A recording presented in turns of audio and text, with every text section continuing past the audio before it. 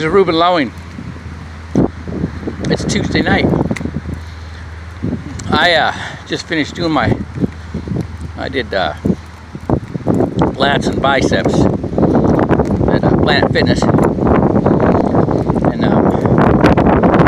I got something to say. You know, how does it that so few guys make it through SEAL training? All right, what is it? There was a study done on Navy SEALs, and the one common denominator was they don't sweat the little shit. Okay, I got thinking about that. What are you talking about? Man, they used to make us the attention to detail that you had to have, all right, and you wanted to have as a Navy SEAL was impeccable. I used to work with this guy. He was a broker, MBA, went to law school, Navy SEAL, bipolar alcoholic. He taught me how to calculate the truth in lending and the good faith estimates down to the penny. Right? I hated him, but do what I learned to do. So what it is they face the consequences so many times, and they've survived. So they're like, yeah, let me add it, let me do it, right? And if they don't do it right the first time, if they learned their lesson, all right, it helped them get it right every time after that. Okay.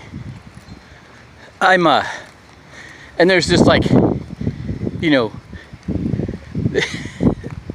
the way that they talk to you, right? You're on your feet, on your seat, on your back, on your face, on your feet. Move it. Let's go. All right, that's how you had to respond. Like right now. There's no joking around, right? And they start talking to you about, what it's like in battle. Where the bullets are flying, ripping past your head, right? Seeing them, ripping through flesh and bone, right? And I'm like, yeah, what do you know, dude? You weren't in Vietnam, right? Well, hey, then I got to see it. Right? And my attitude changed. It changed, right? There were certain things that I was religious about. All right, you don't engage the enemy, even in training, unless you have the element of surprise, cover and concealment, and superior firepower. All right, you don't put your weapon down, even to save your best friend who's bleeding out. All right, unless the enemy's either dead or out of range. All right, there's reasons. Okay, I had buddies that are, dead now or crippled for life because we forgot that, right? All right, I'd be in training with these new guys, all right, and they get blanks. We're using Miles gear, all right, and we're doing squad on squad.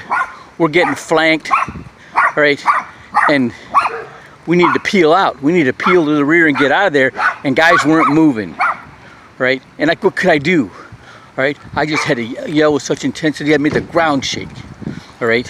And they got up and they moved, all right? There's something happening right now, and I've been through it before, man. I was making $200,000 a year, all right? Had all my debt paid off.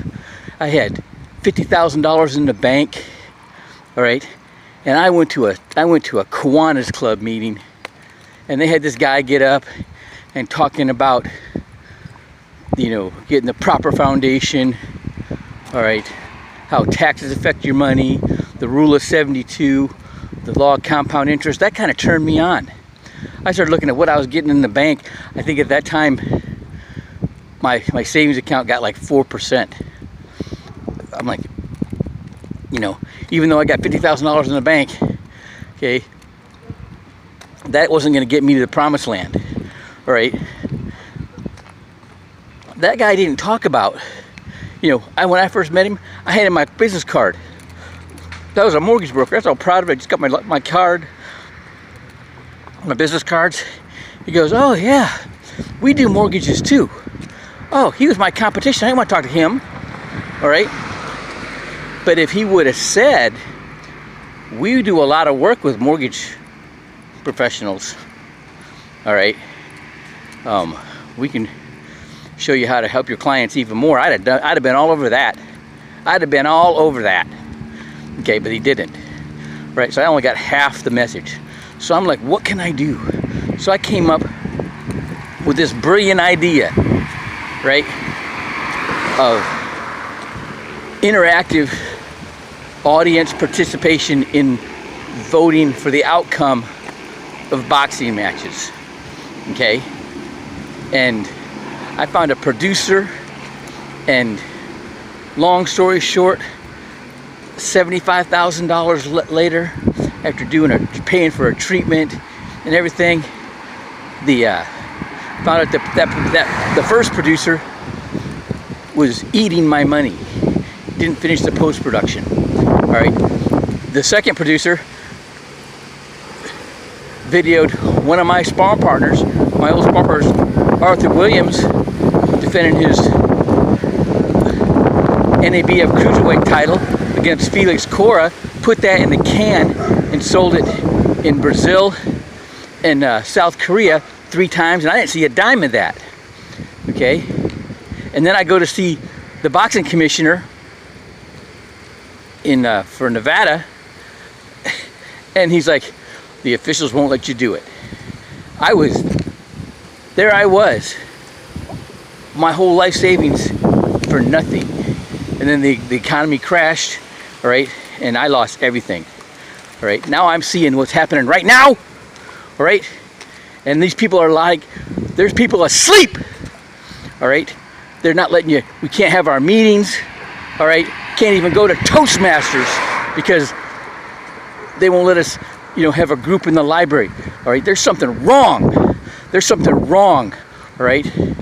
The gym is going to be closed. It'll be 24 hours, man. Oh no, now they want them to close at 10 o'clock at night. What does that have to do with anything other than, you know, it ain't going to help anybody. This virus, I think I had it, all right? I think I had it like New Year's Eve, all right? I mean, it sucked. I had never had a fever that hot and, you know, that fast and that intense, you know, 2.5 days. And then for like the 2.5 weeks, I was, you know, coughing, right?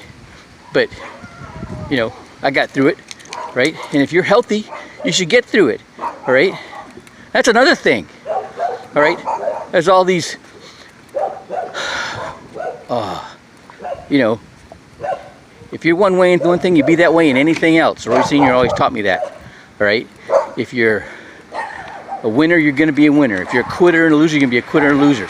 Anything you put the same effort and enthusiasm toward, you'll have the same results, okay? And so here I am, man. I'm talking, I got somebody in California. They want to have, you know, they're like, you do financial services? Oh my God, I want to buy this stock. I'm like, oh, okay, hey, I ain't got that license. Right, but I got somebody I hook you up with. I know somebody there, I thought she had a Series 7 license. Talked to her, she doesn't. And she told me all the reasons why everybody's letting go of their Series 7 license. She talked about Robinhood and how their website crashed and then they got shut down and how they were committing fraud. They were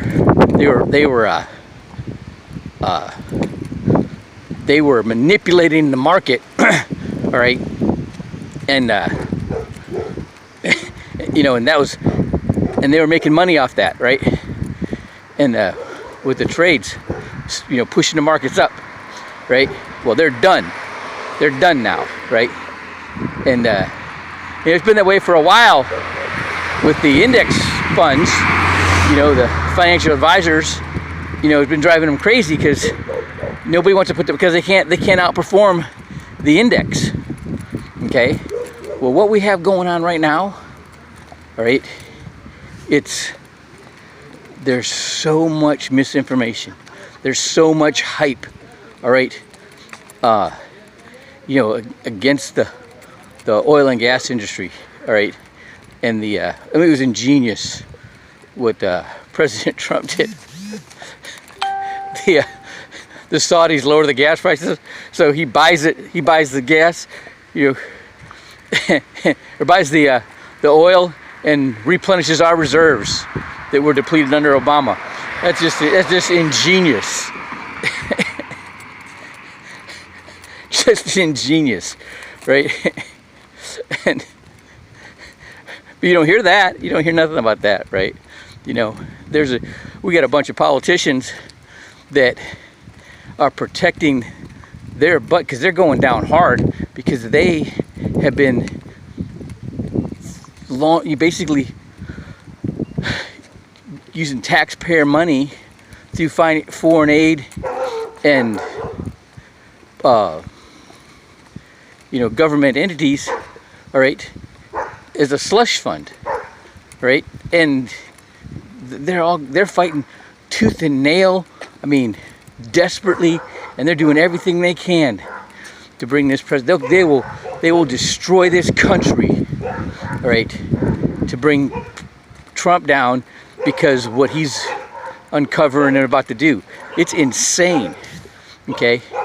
And then we got people that are just la-di-da, right? I used to talk, I mean, I've had this when I was in a mortgage business. I'd have all these people come in and want to hang their license with me. They'd pass the test and they wouldn't do nothing.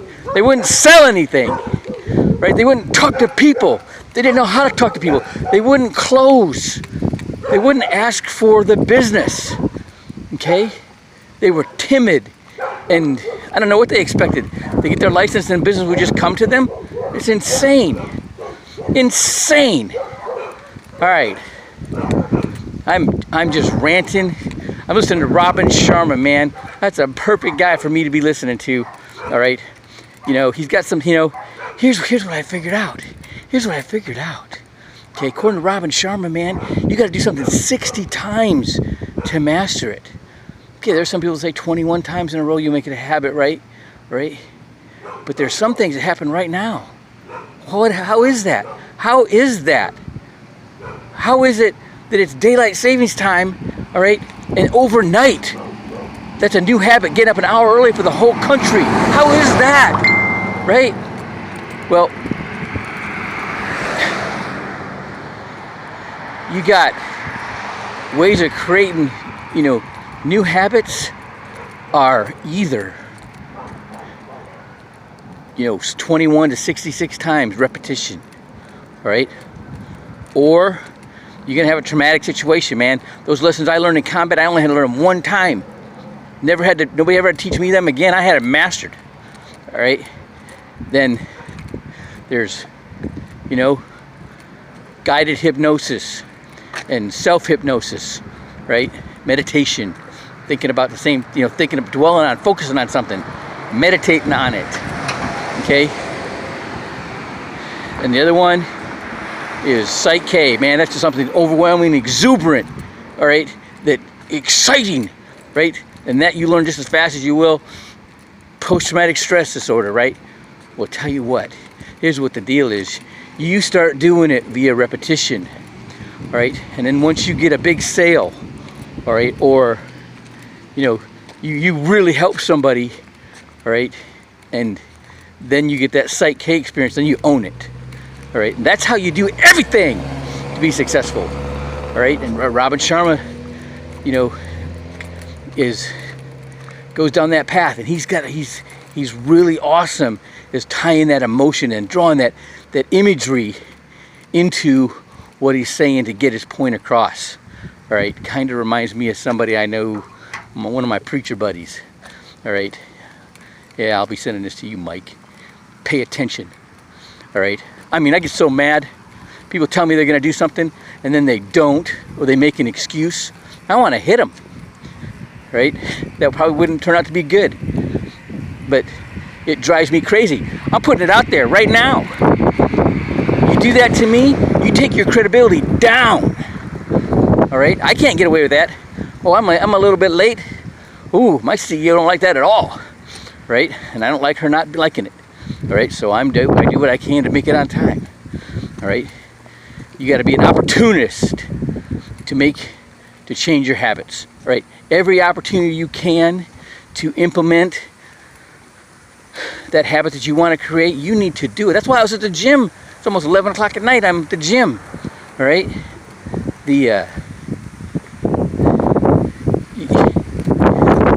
once you do it, you own it. You keep it. You hold on to it with a white knuckle grip. You don't let go of it. All right. I'm almost too fired up to go to bed tonight. All right. See you tomorrow.